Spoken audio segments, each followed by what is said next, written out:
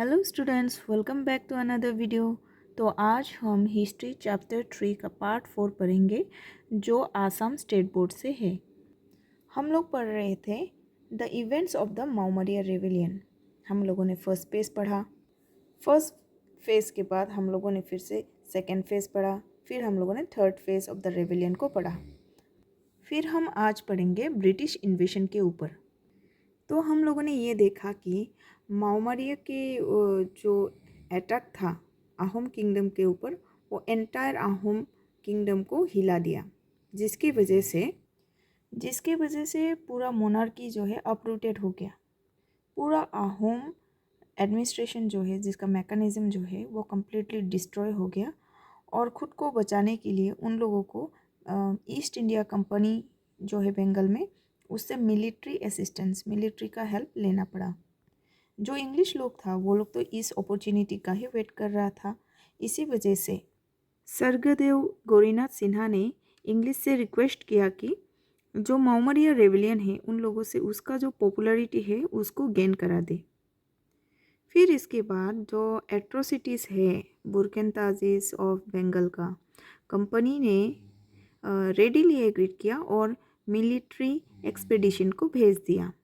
लेकिन जो main reason था कि पूरा आसाम का इंफॉर्मेशन को गैदर करे, ताकि आहोम किंग्स का जो थ्रोन है उसको सरप्रेस कर सके, बोथ माओमरियन रेविलियन को सरप्रेस कर सके और बुरकनताजिस को सप्रेस कर सके, और जो शासन है री इस्टेब्लिश करे आहोम किंग को थ्रोन पे बिठाने के लिए उन लोगों ने पूरी कोशिश किया। मतलब जैसे कि बाकी माओमरियन रेविलियन और बुरकनताजिस को सप्रेस करके आहोम किंग को फिर से थ्रोन में बिठाने का उन लोगों का मेन मोटिव था। ये जो एक्सपेडिशन है it was led by captain Thomas Wales.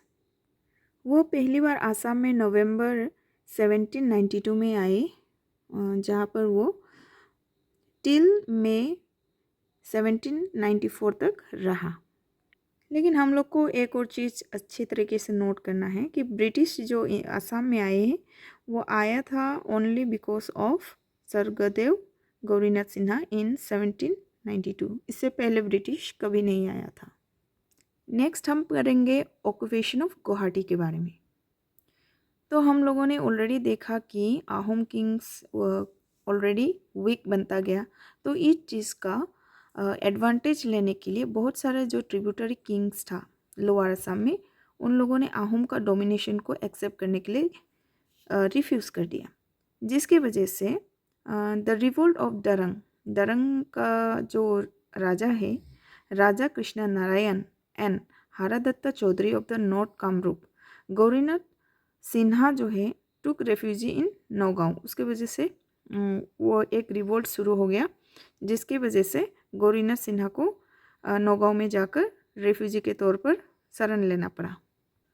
पर वहाँ पर भी सिंधुरा हाजरिका जो है उसने फोर्स किया, बाद में जाके वहाँ से भागकर फिर से उसको गुवाहाटी आना पड़ा। फिर से अंडर द लीडरशिप ऑफ बैरागी राजा बहुत कोई लोग जो था कैबरता कम्युनिटी का, उन लोगों ने स्वर्गदेव का जो रेसिडेंस मतलब कि घर पे फिर से आग लगा दिया और उसको वहाँ से भागने पर मजबूर किया। उसी दौरान उसको कैप्टन वेल्स से उसका मीट हो गया, जो बंगाल की तरफ जा रहा था। फिर उन्होंने स्वर्गदेव को एश्योरेंस दिया, भरोसा दिलाया और गुवाहाटी में रिटर्न हुआ with the help of captain. वो कैप्टन का हेल्प के साथ रीऑक्यूपाई किया। फिर इसके बाद जो बैरागी राजा है और उसका जो फॉलोअर्स है उन लोगों को जेल में डाल दिया गया। फिर जो दरंग का राजा था और इसके बुरकनताजिस का आर्मी था, उन लोगों को भी फिर हरा दिया। और जो रिवोल्ट किया गया था हरादत्ता चौधरी, उसको भी सरप्रेस किया। फिर से उन लोगों को as a tributary king recognise किया गया। फिर जो वेलसी है वो रंगपुर की तरफ जाते हुए जो आहोम किंगडम का जो प्रॉब्लम्स है उसको सॉल्व करता गया। इसके बाद एक ट्रेड ट्रीटी कंक्लूड किया गया between Gaurinath Sinha and captain Welsh on 8 फरवरी 1793 में। अकॉर्डिंग टू विच ये तय किया गया है कि टैक्स ऑफ 10% जो था on all community import into Assam from any English dominant religion. मतलब जो इंग्लिश डोमिनेंट रीजन है वहाँ पर 10% का टैक्स देना पड़ेगा। कोई भी सामान अगर इंपोर्ट किया जाएगा उसमें 10% देना पड़ेगा। इसके अलावा और कोई भी सामान अगर असम से भी बाहर में एक्सपोर्ट किया जाएगा उस पर भी 10% इंग्लिश को टैक्स देना पड़ेगा, इंग्लिश डोमिनेंट रीजन में खासकर। और नंबर 3 पे ये दिया गया है कि कोई भी टैक्स ग्रेन और राइस पे चार्ज नहीं किया जाएगा। फिर 4 नंबर पॉइंट पे ये दिया गया है कि 2 कस्टम ऑफिसर रहेगा गुवाहाटी और कंदाहार में कलेक्शन करने के लिए। टैक्स का जो इंपोर्ट एक्सपोर्ट ड्यूटीज़ जो है वो उसके कलेक्शन के लिए 2 कस्टम ऑफिसर्स को वहाँ पर अपॉइंट किया जाएगा। और 5वें नंबर पर ये पॉइंट में दिया गया है कि कोई भी यूरोपियन ट्रेडर्स जो है आसाम में एंट्री नहीं कर सकेगा without the permission of English और द अहोम गवर्नमेंट। इस ट्रीटी में ये भी मेंशन किया गया है कि जो माओमारियंस का जो डोमिनेशन था उसके ऊपर ये ज़रूरी किया गया है कि माओमारियन सबको डोमिनेट करे और अहोम का जो रूल है उसका री इस्टेब्लिशमेंट करे। ये स्टेप लेने के बाद वेल्स ने गवर्नर जनरल को रिक्वेस्ट किया ताकि 6 और न्यू कंपनी प्लेटून्स भेज दिया जाए। फिर जो गवर्नर था उस समय का लॉर्ड कॉर्नवालिस ने ये इस सिचुएशन को समझकर उन्होंने एडिशनल फोर्स को भेज दिया। हमें इस टाइम पे ये भी नोटिस करना है कि 1786 में पूर्णानंदा बुरागोहाई ने जो माओमारियस है उसको जोरहाट का बाहर में रहने दिया। जब न्यू इंग्लिश फोर्सेस आसाम में एंट्री किया under the command of Welsh, एक नया सा स्पिरिट को बोस्टिंग किया आसाम सोल्जर्स के ऊपर में। इसके बाद जो जॉइंट असल्ट था इंग्लिश और एसएमएस सोल्जर का, उन लोगों ने जो माओमारियस है उन लोगों को रंगपुर भागने के लिए मजबूर कर दिया। इसी बीच लार्ज नंबर ऑफ माओमारियस, बहुत सारे माओमारियस जो है वो मारा गया।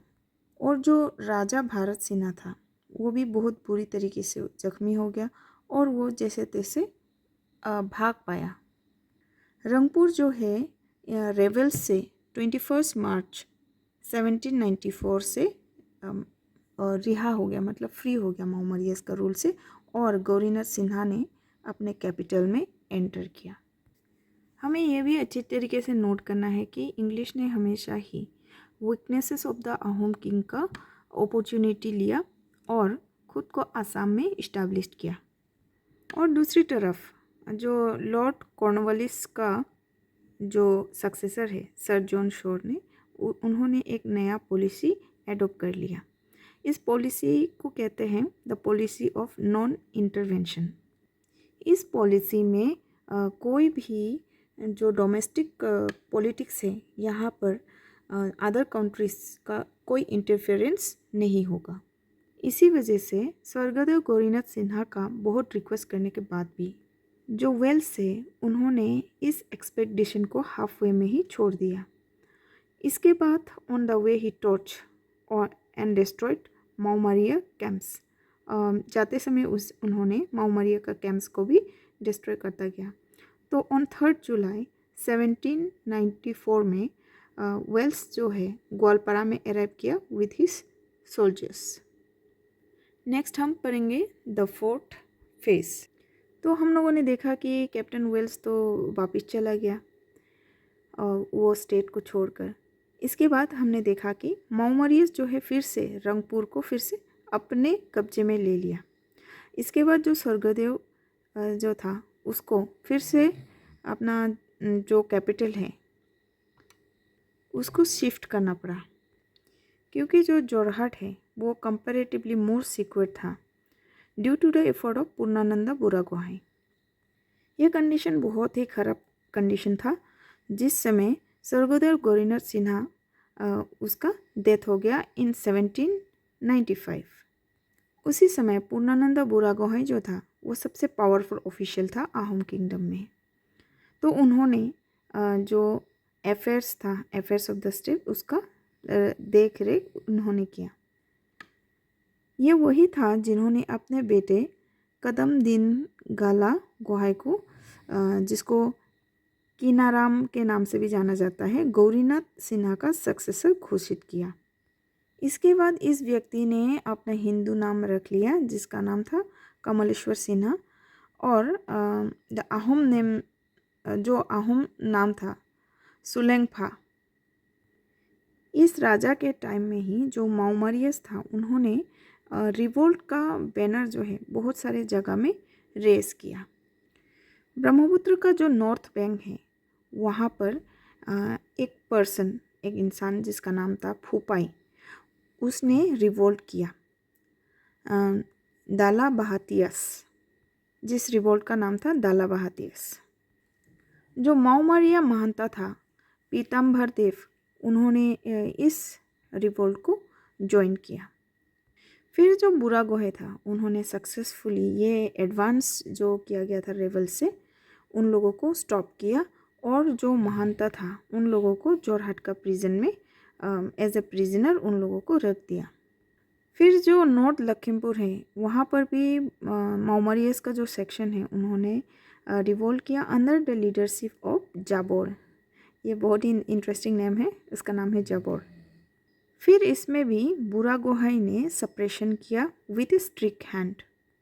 और जो इसके तरफ है बेंगमारा, एक सेक्शंस ऑफ माओमरियस है जो कि सिंगफोस और खामतिस के साथ जो रिवोल्ट किया, उन लोगों के साथ मिलकर ईस्ट के तरफ रिवोल्ट किया था। इस टाइम भी जो रॉयल आर्मी है उन लोगों ने सक्सेसफुली सप्रेस किया था और वहाँ पर ही भरत सिंघा को भी मार दिया। इन 1805 कोई जो माओमरियस रेवलियन था इन कचार, उन लोगों ने भी रिवोल्ट किया था, और उन लोगों का लीडर जो था जो स्वर्गदेव राजेश्वर सिन्हा, वो फ्यूजिटिव सन था विजय बोरमुरा गोहे का।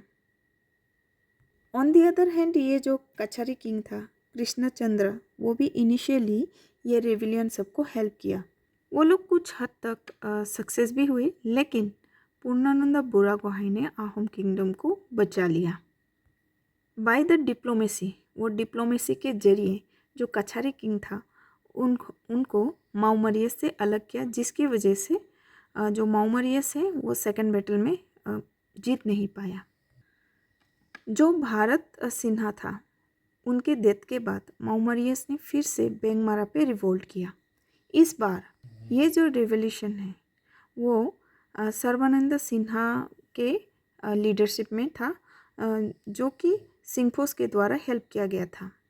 विद द हेल्प ऑफ सिंघो उन्होंने वर्मिस के साथ भी कांटेक्ट किया था। ऑन दी अदर हैंड ये जो बुरा गोहाई है वो बहुत चालू था। उसने पहले से ही जान लिया कि जो माओमरियस और बर्मिस के बीच में जो फ्रेंडशिप हुआ है उनके किंगडम के लिए, उसके राज के लिए बहुत ही ख़राब होगा, और जो इशू है माओमरिया रेवलियन का वो जल्दी से जल्दी सॉल्व नहीं कर पाएगा। इसी वजह से जो माओमरिया जो पूर्णानंद बुरा गोहाई है उन्होंने जो मोरन्स लोग तो माओमरियस में मेजोरिटी था, उन्होंने उसको प्लीज़ करने की कोशिश किया, खुश करने की। इसी वजह से उन्होंने एक ट्रीटी भी साइन किया था माओमरिया लीडर सर्वानंद के साथ। तो पूर्णानंद बुरा गोहाई ने क्या किया, ये जो बेंगमारा जो है उसको सेंटर पे रखकर द एरिया बिटवीन ब्रह्मपुत्र और दिहिंग के बीच में जो था उसको मटक राज्य एक इंडिपेंडेंट किंगडम के तौर पर घोषित कर दिया। और ये नया किंगडम घोषित करने के बाद सर्वानंद ने ये एग्री किया कि वो ईयरली एक ट्रिब्यूट देगा आफ्टर द माओमरियस।